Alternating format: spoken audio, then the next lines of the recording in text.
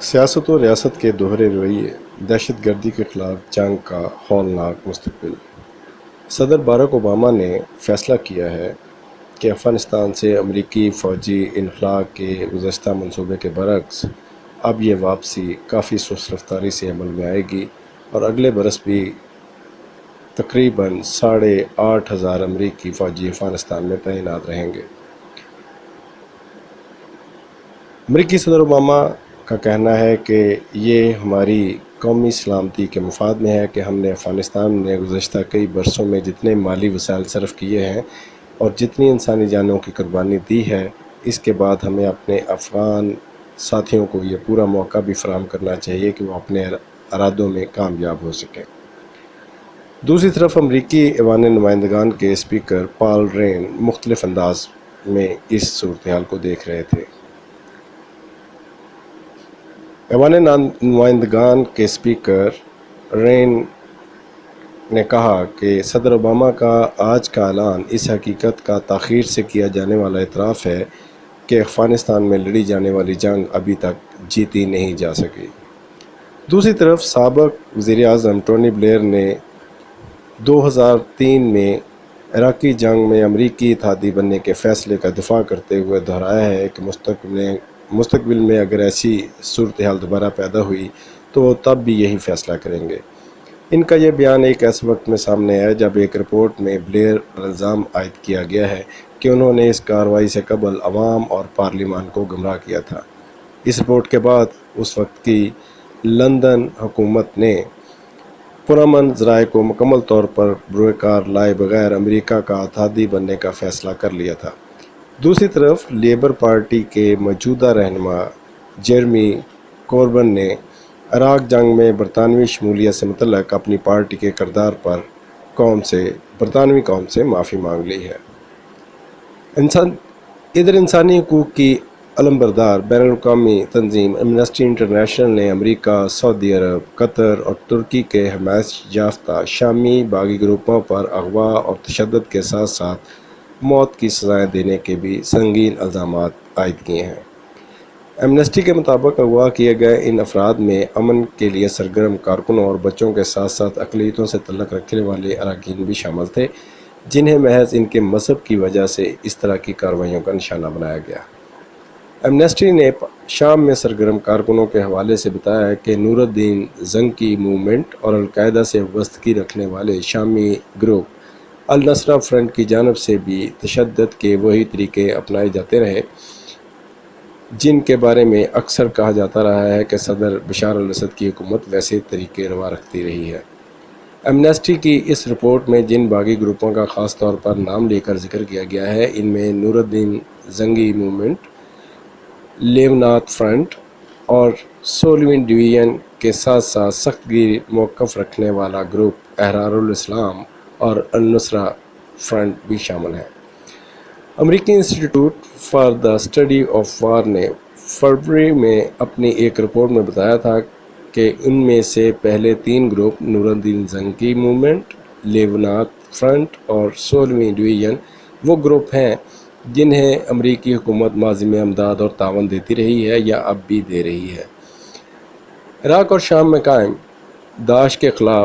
داعش کی خلافت کو تباہ کرنے کے لیے جاری امریکی مہم کا نتیجہ بھی کچھ خاص سامنے نہیں آیا۔ امریکی ایک ہی سانس میں داعش کے کمزور ہونے اور بیرونی ممالک میں اپنا نیٹ ورک بڑھانے اور کئی ممالک میں حملے کرنے کی صلاحیت حاصل کرنے کا ایک ساتھ دعویٰ کرتے ہیں، حتیٰ کہ یورپ اور امریکہ تک میں حملے کرنے کے قابل قرار دیا جا رہا ہے۔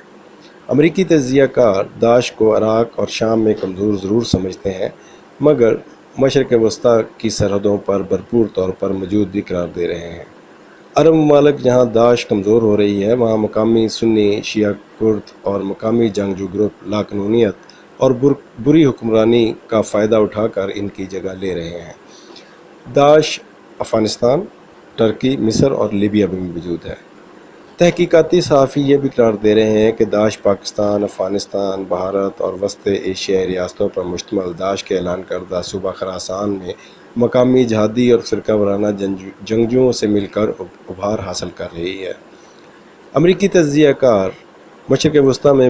بری حکمرانی اور فرقہ وارانہ نفرت میں آئندہ کئی برس تک داعش کے برقرار رہنے کی پیشین گوئی کر رہے ہیں۔ داعش کی خون ریزی کا شکار بننے والی درجنوں اقوام میں زیادہ تر نے حملوں کی روک تھام کے لیے کوئی خاص اقدامات نہیں اٹھائے، کیونکہ ان ریاستوں کے کئی ایک مقاصد ہیں۔ مثلاً روس جہادیوں سے متنفر ہے، مگر شام میں بشار الاسد کا اقتدار برقرار رکھنا چاہتا ہے، جبکہ امریکہ مخالفت میں ہے۔ ایران کو سنی انتہا پسندی کا خطرہ ہے، لیکن وہ عراق میں شیعہ جنگجوؤں کو غالب رکھنے کا خواہاں ہے۔ ترکی داعش کے خلاف بہت دیر بعد سرگرم ہوا، مگر شام اور اپنے ملک میں داعش سے نبرد آزما کرد جنگجوؤں کی بڑھتی جنگی صلاحیت سے خوفزدہ ہے۔ سعودی عرب، جہاں کے رواں ہفتے دہشت گردی کے واقعات ہوئے، اپنی جنگی قوت بڑھانے کے لیے سرمایہ کاری میں زیادہ دلچسپی رکھتا ہے، مگر اپنی فوجی طاقت یمن میں حوثی باغیوں کے خلاف پہلے اور داعش کے خلاف شام اور عراق میں استعمال کرنے کا بعد میں سوچتا ہے۔ بین معاملہ افغانستان کا ہے، جہاں امریکی اور افغان انتظامیہ ایک طرف پاکستان مخالف طالبان کو پناہ دیتی ہیں، جبکہ حقانی نیٹ ورک اور دیگر گروپوں کے خلاف کارروائی کے لیے پاکستان پر دباؤ ڈالتی ہیں،